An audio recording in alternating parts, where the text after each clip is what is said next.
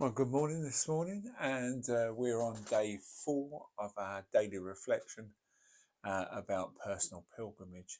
And today is one we're going to talk about solitude and silence, discovering God in quiet.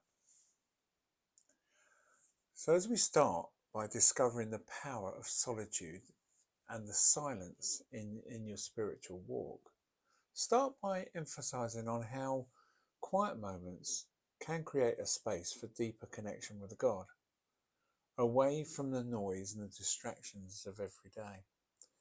In 1 Kings 19, 11, 12, it says, "And after the fire came the gentle whisper." Now let's start to reflect on the significance of God revealing himself in a gentle whisper rather than in the grand, tumultuous events. This passage suggests that God often speaks in the subtle, quiet ways. It's about hearing God's voice in the silence. Encourage yourself by reflecting on the importance of seeking solitude to hear God's voice, and consider moments where you've provided clarity and peace. How can we embrace quiet and help in discerning God's presence and the guidance in your life? Now, in many ways, you can just offer a prayer for the grace to find and appreciate the silence in your daily life. Ask for the ability to listen deeply and discover the peace and the wisdom in stillness. Dedicate part of your day to being in silence. This could be through silent meditation, a quiet walk, or simply sitting in the stillness. Focusing on being present and open to experiencing God's presence in the quiet.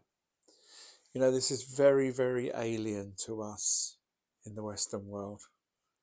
We are continuously going here and there and everywhere, and we're trying to meet deadlines, and we feel like that we have to be busy, busy, busy, busy. And yet, the most profound times are probably times when we sit down and we just give ourselves time to breathe, time to think about what lies ahead. And 9 times out of 10, as I've found as I've lived out my life, is that actually when I've spent time just spending that bit of quiet, 5 or 10 minutes right at the beginning of the day, that actually it helps to plan the rest of the day out and keeps you calmer and more at peace. It's significant that these quiet times are just filled with the presence of God. And when we look at the scriptures and we start to meditate upon them, it gives us an opportunity in the silence to maybe take a pen and paper and just write those things down. Because believe me, when God speaks in the quiet times, it's usually quite profound, and it also makes a difference to your whole day. So as we come to the end of day 4, I really think there's some really practical things in what we've been studying this week about the personal pilgrimage that we're on. Each of us, in our own way, God wants to speak to us through these methods. So take time out today and just reflect back on what that means for you.